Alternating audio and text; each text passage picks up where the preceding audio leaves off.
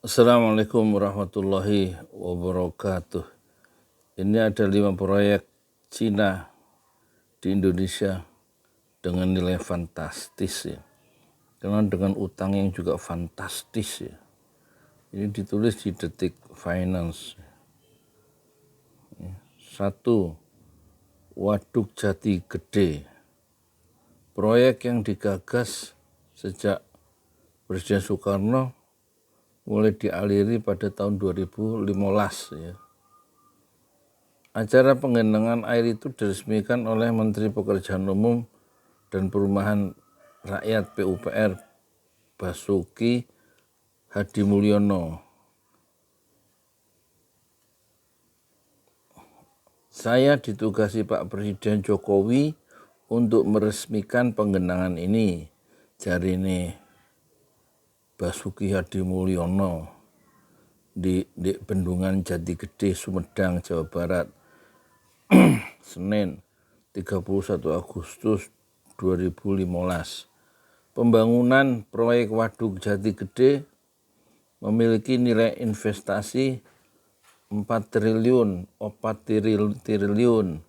melalui dana APBN dan pinjaman Bank Exim Cina sebesar 90%. Alah, ngutangnya 90% ya. Utang. 2. Proyek yang fantastis lagi, Tol Medan Kuala Namu.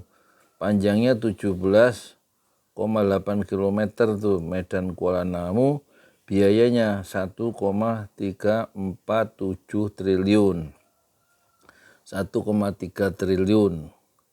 Dari total konstruksi 1,347 triliun, 90% diantaranya berasal dari pinjaman Cina, utang lagi melalui Bank Exim Cina, dan 10% APBN. Itu yang bayar sopo, ya kan? Utang maneh. Pembangunan ini dimulai 2012 lalu. Terus pembangunan tol ini diresmikan Menteri Pekerjaan Umum Joko Kirmanto. Kontrak pembangunan sebenarnya telah ditandatangani pada Desember 2011 itu. Saya harapkan awal tahun sudah bisa dimulai. Kenyataannya baru bisa kita lakukan hari ini. Ya.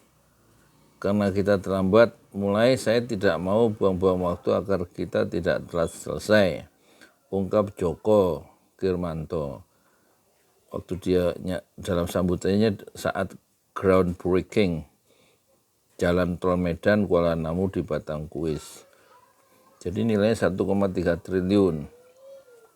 Terus yang ketiga, kereta cepat Jakarta-Bandung. Awalnya proyek itu akan dibiayai JICA atau Japan International Cooperation Agency. JICA memasukkan proyek kereta cepat Jakarta-Bandung dalam rencana bantuan pembangunan luar negeri untuk Indonesia. Saat itu sekitar 70% dari total biaya akan dilakukan. Biaya proyek akan dilakukan melalui skema pinjaman dengan bunga 0,1%. Kecil bukunya. Di sisi lain, Cina ternyata juga kepincut proyek kereta cepat Jakarta-Bandung dan berupaya menyalip Jepang memenangkan kontrak tersebut.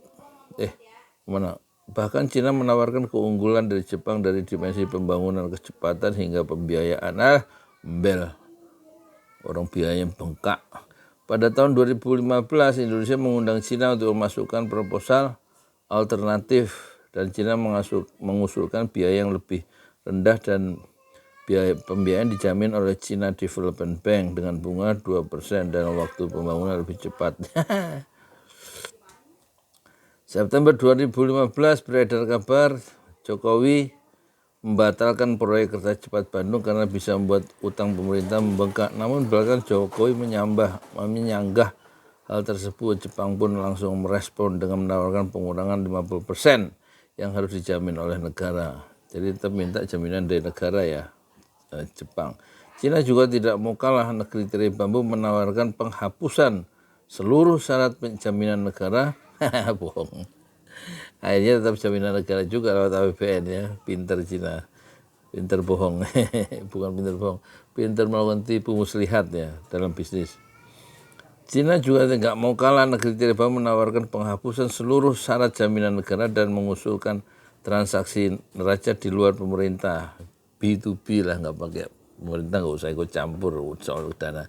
Singkat cerita, pemerintah akhirnya memilih Cina menggarap proyek kereta cepat Jakarta-Bandung. Kemudian Cina Development akan meneruskan pinjaman ke sebuah perusahaan yang dibentuk atas pasokan Cina di Indonesia. Pada 2017, Cina Development Bank menaikkan perjanjian pinjaman senilai 3,96 miliar dengan PT Kereta Cepat Indonesia Cina KCIC yang 60% sahamnya dipilih ke Indonesia dan 40%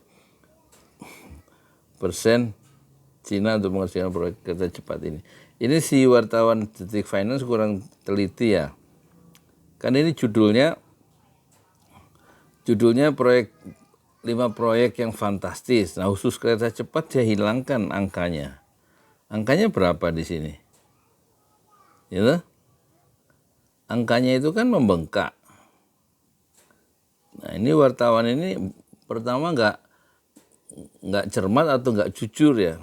Kan angkanya itu terjadi pembengkakan biaya itu sampai 17 triliun ya. Sekarang nilai proyek itu 111 triliun. Dan sebagian besar utang ke China Development Bank ya, Development Bank. Bunganya 2%, bukannya 3,2%.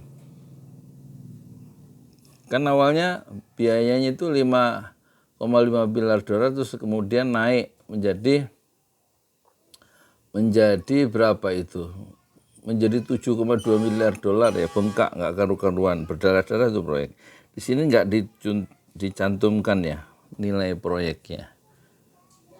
Keempat, kawasan industri mobil Morowali, yaitu kawasan industri Morowali. Nah, Cina tercatat berinvestasi di industri senilai 1,63 miliar ya. Padahal kalau kereta cepat itu 7,5 miliar. Dan itu utang, ya kan? Ini kan jadi terus PT Gunsberg Nickel Industry nilainya berapa? Ya kan? Enggak, ini juga dia apa? Jadi enggak disebut nilainya. Ya itulah ya, proyek judulnya harusnya yang lebih tepat tuh gini, 5 proyek Cina di Indonesia dengan nilai fantastis.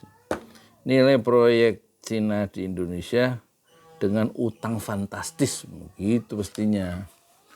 Dengan utang, bukan kan kita yang bayar, jadi kita harus mengungkapkan bahwa ini utang kita, harus kita akui. Dalam Islam harus mengakui jumlah utang itu ya. Di sini nggak disebutin semuanya dari 5 proyek itu. Assalamualaikum warahmatullahi wabarakatuh.